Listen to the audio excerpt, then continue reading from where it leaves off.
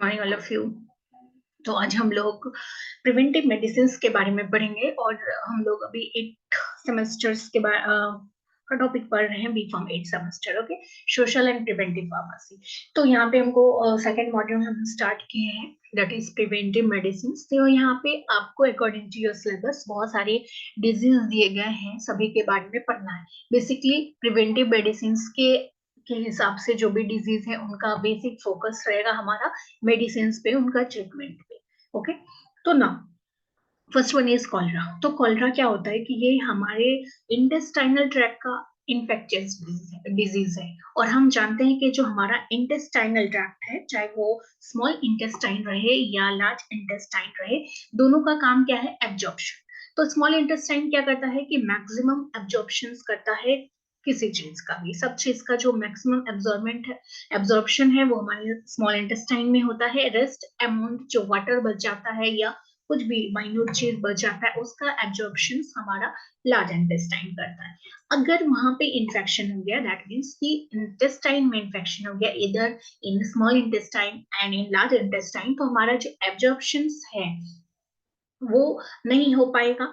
तो इसीलिए क्या होता है कि जैसे ही कॉलरा हो गया, हमारे इंटेस्टाइनल ट्रैक्ट में गड़बड़ी हो जाती है। तो क्या होता है कि there is sudden onset of severe diarrhoea और वोमिटिंग, क्योंकि खाना पच नहीं रहा, एब्जॉर्ब नहीं हो रहा है, तो वो क्या हो रहा है कि बाहर निकल जा रहा है। तो अब क्या है कि डायरिया हो रहा है, वाटर का एब्जॉर्प्शन नहीं हो रहा है, कोई भी चीज का एब्जॉर्प्शन नहीं हो रहा है, तो देयर में भी टू कंडीशंस, इधर डायरिया एंड वोमिटिंग दोनों होने लग जाएगा। और ये दोनों होने लग जाएगा तो हमारे बॉडी में वाटर रिटेन नहीं करेगा, that means there will be rapid dehydration. अगर इसको आपने रिज्यूम नहीं किया, जैसे डिहाइड्रेशन हो गया, बहुत ज्यादा डिहाइड्रेशन हो गया, तो क्या होता है कि क्रिटिकल कंडीशंस में डेथ भी हो सकता है। बट ये पहले के जमाने में काफी ज्यादा भयंकर वाली बीमारियां होती थी, बट नाउ डेज ट्रीटमेंट होते हैं, आईवी सॉल्यूशंस हम लेते हैं, तो इजिली ट्रीटेबल है ये।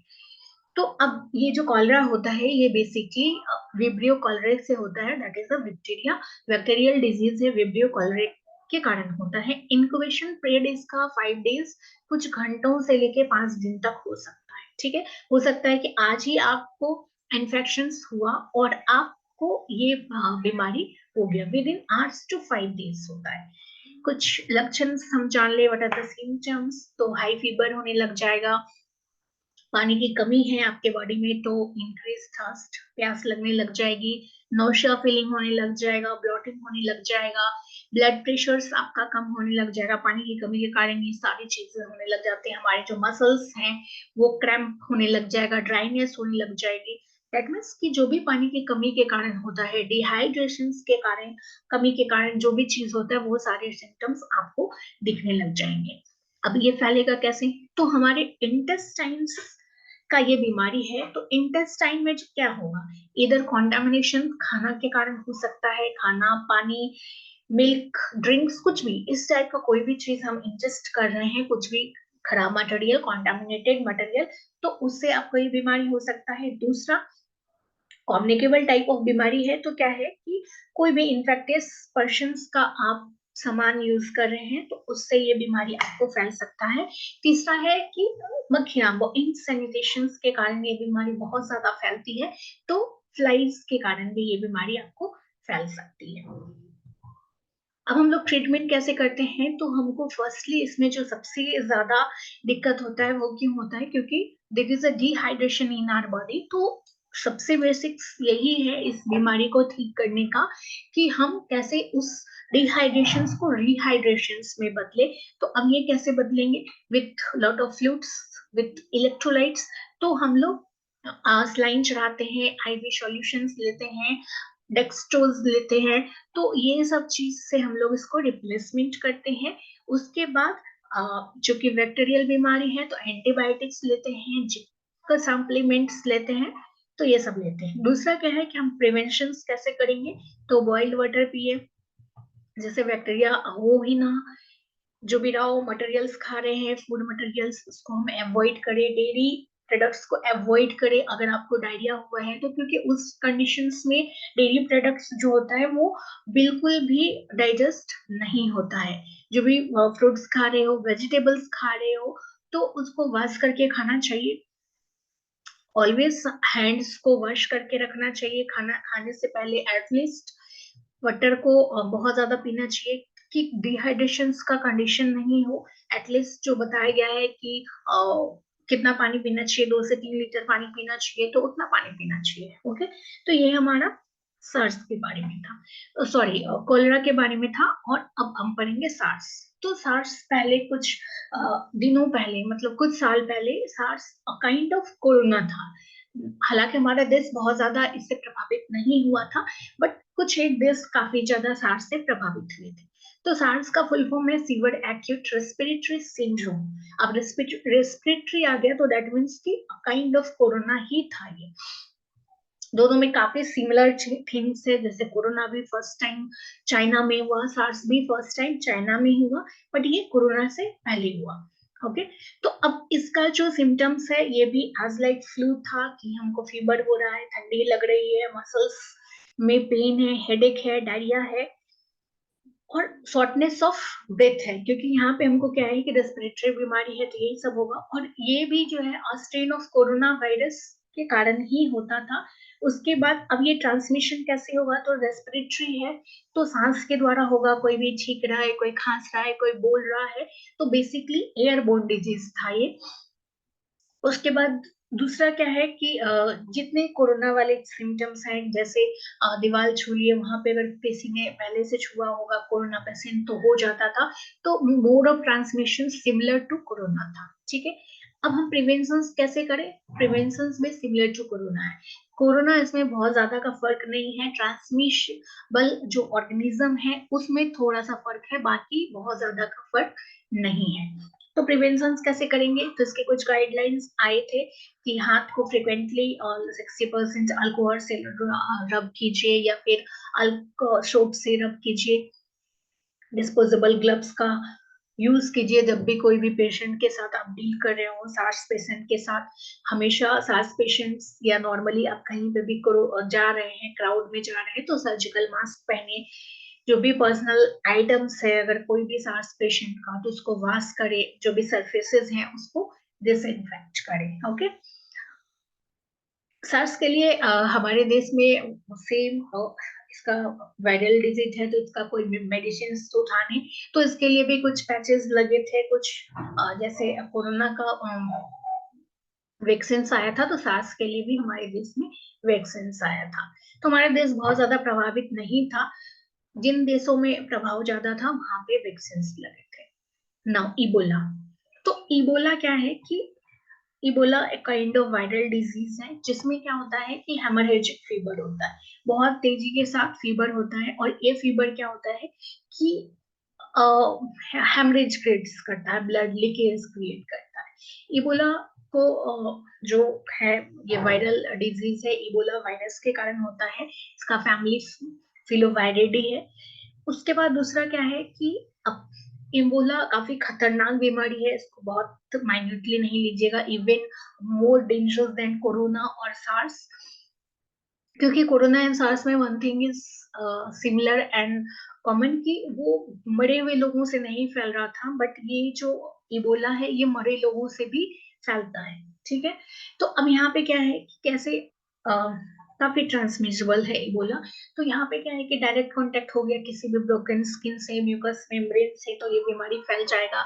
दूसरा, कोई भी कॉन्टेमिनेशन वाली चीज है तो वहां से ये बीमारी फैल जाएगा।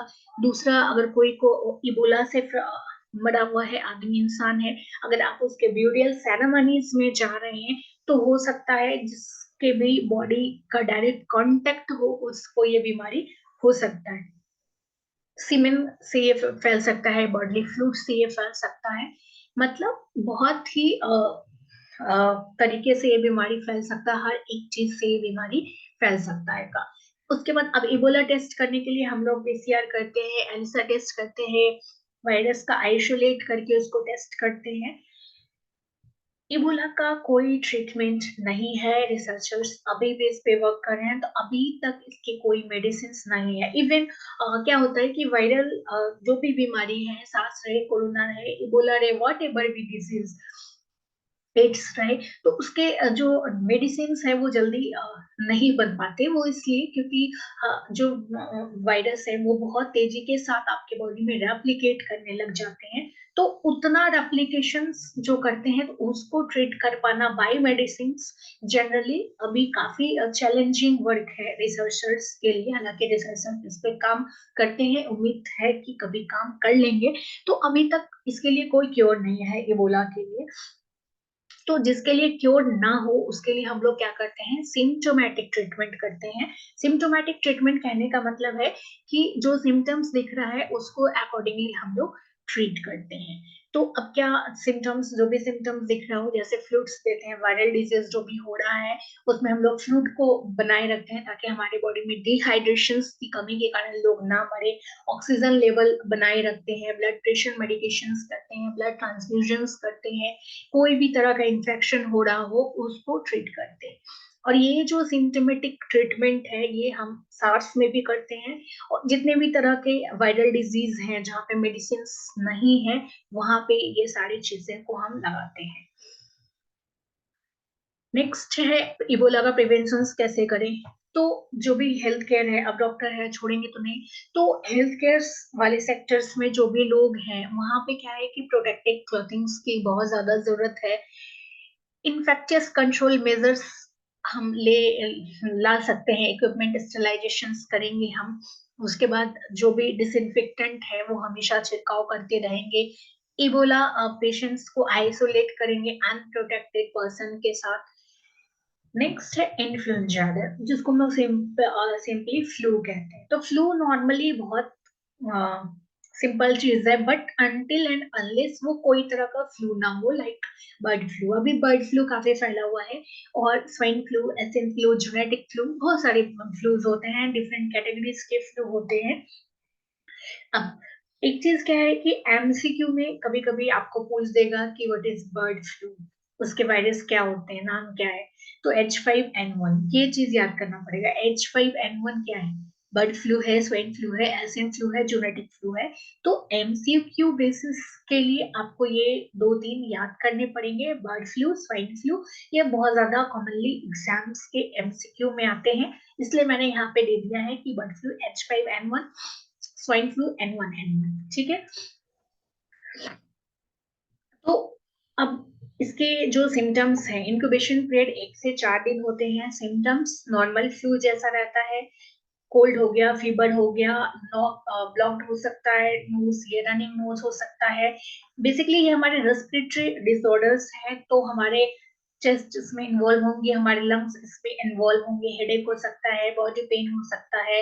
या इसमें एक और क्रिटिकल बात क्या है कि ये वायरल डिजीज है। दूसरा क्या हो सकता है कि ये बैक्टीरियल डिजीज को इनवाइट कर सकता है, तो सेकेंडरी बैक्टीरियल इन्फेक्शन हो सकता है, ठीक है। अब ट्रीटमेंट कैसे होगा, मोड ऑफ ट्रांसमिशन कैसे होगा। तो रेस्पिरेटरी डिसऑर्डर्स है तो पहला क्या होगा कि बेसिकली एयरबोर्न डिजीज हो सकता है, इनडायरेक्ट डायरेक्ट कांटेक्ट से हो सकता है। तो डायरेक्ट कांटेक्ट से कर रहे हैं उस वक्त हो सकता है, इनडायरेक्ट कांटेक्ट एयरबोर्न टाइप का हो सकता है। ट्रीटमेंट कैसे करते हैं, तो इसमें भी हम प्लेंटी ऑफ फ्लूइड्स लेते हैं, certain type of antiviral medications लेते हैं, कुछ एक मेडिकेशंस है टैमीफ्लू, लाइक इस टाइप के जो भी है उस टाइप के हम मेडिकेशंस लेते हैं। दूसरा बेड रेस्ट करते हैं, खुद को आराम देते हैं। प्रिवेंशन कैसे करेंगे कि हम सस्पेक्टेड एरियाज में जहाँ पे बर्ड फ्लू फैला है वहां नहीं जाएं। बर्ड फ्लू फैला है तो उस वक्त हम कंजम्पशन छोड़ दे चिकन्स का, मतलब किसी भी रूम में उससे कांटेक्ट से दूरी बनाए रखें। ओवर क्राउडेड जगह पे हम नहीं जाएं। फेस मास्क का हमेशा यूज करें हम। जो भी कफिंग, स्नीचिंग, वटेवर हम पब्लिकली कर रहे हैं वो नहीं करें। मे भी हो सकता है कि ये दूसरों को लिए कॉन्टामिनेटेड हो सकता है। प्रॉपर क्लीनिंग कर सकते हैं, सैनिटेशन का उपयोग कर सकते हैं। और चूंकि हमारे गले में ये बीमारी बहुत ज्यादा, जो भी फ्लू टाइप की बीमारी है वो हमारे गले के पास जाता है, तो गार्गियल्स आप कर सकते हैं। गार्गियल्स ये प्रिवेंशन कॉशंस, प्रिवेंटिव कॉशंस हमारे सार्स के लिए भी है एंड फॉर कोरोना ऑल्सो। जितने तरह के रेस्पिरेटरी डिसऑर्डर्स होंगे उन सभी का प्रिवेंशन, ये सारी चीज आप लिख सकते हैं, ओके। उसके बाद है एक्यूट रेस्पिरेटरी इन्फेक्शंस। अब ये क्या है कि नॉर्मली जो ब्रीदिंग कर रहे हैं हम, नॉर्मल जो सांस ले रहे हैं, इसमें थोड़ा सा भी अगर इन्फेक्शन हुआ है कोई भी तरह का, इधर वो हमारी वोकल कॉर्ड में हो जाए या लोअर रेस्पिरेटरी सिस्टम्स में हो जाए, बट लंग्स से पहले, तो वो हमारा क्या है कि एक्यूट रेस्पिरेटरी सिस्टम होता है। बेसिकली जनरली ये क्या होता है कि हमारे बच्चे लोग को ज्यादा होता है, या जिनमें इम्यून का प्रॉब्लम है उनमें ये बीमारी ज्यादा होता है। तो ये क्या हो सकता है कि कंजेशन हो सकता है, रनिंग नोज हो सकता है, कफ, सोर थ्रोट, बॉडी एक, फैटिग, ये सब कुछ सिम्टम्स है। अब ये बीमारी क्यों हो सकता है? तो डिफरेंट टाइप ऑफ ऑर्गेनिज्म के कारण हो सकता है, even due to virus, due to bacteria, कोई भी तरह का। तो एडिनो वायरस के कारण हो सकता है, न्यूमोकोकस बैक्टीरिया के कारण हो सकता है, राइनो वायरस के कारण हो सकता है। तो जो कॉमन कोल्ड है वो राइनो वायरस के कारण होता है। बेसिकली जो सबसे कॉमनेस्ट फॉर्म है वो राइनो वायरस के कारण होता है। उसके बाद इसका ट्रीटमेंट कैसे कर सकते हैं? तो वो डिपेंड करता है कि वो वायरस का है, बैक्टीरिया का है। बैक्टीरिया के कारण हो रहा है तो हम इसको सर्टेन एंटीबायोटिक्स दे सकते हैं, कफ सिरप दे सकते हैं, या सिम्टोमेटिक ट्रीटमेंट कर सकते हैं। अब हम प्रिवेंट कैसे करेंगे? तो बेसिकली बहुत ज्यादा प्रिवेंट करना तो जनरली अनट्रीटेबल है। अगर वो वायरल है तो हम लोग उसको प्रिवेंट करें तो फ्रिक्वेंटली हैंड को वॉश करते रहिए। जब भी आप पब्लिक प्लेसेस में से आते हैं तो स्नीज करते हैं तो बेसिकली अगर आपके पास टिश्यूज नहीं है तो आर्म्स में हम स्नीज करेंगे, ये कोरोना का प्रोटोकॉल भी था। उसके बाद बहुत ज्यादा हम अपने फेस को नहीं छुएंगे। बहुत ज्यादा बहुत लोगों का आदत होता है कि वो बार बार अपने फेस को छूते हैं। तो ये क्या होता है कि you you can consider it as a bad habits, क्योंकि जितने बार अपने फेस को छूते हैं बहुत ज्यादा कॉन्टेमिनेशन आप क्रिएट करते हैं खुद के लिए। क्योंकि इससे आपको अगर कोई बीमारी नहीं भी हो रहा है तो आपके जो एक्ने हैं वो हो सकते हैं, बहुत ज्यादा पिंपल्स हो सकते हैं। तो अवॉइड कीजिए, विदाउट रीजन फेस को टच करना अवॉइड कीजिए। ओके। तो उसके बाद अभी बहुत सारे हैं, तो लैक ऑफ टाइम के कारण हम इतना ही पढ़ते हैं। फिर नेक्स्ट मॉड्यूल में हम मलेरिया से स्टार्ट करेंगे। ओके। उसके बाद काफी ज्यादा चीजें हैं, मलेरिया है और भी हैं, तो वो हम लोग नेक्स्ट सेशन में पढ़ते हैं। ओके।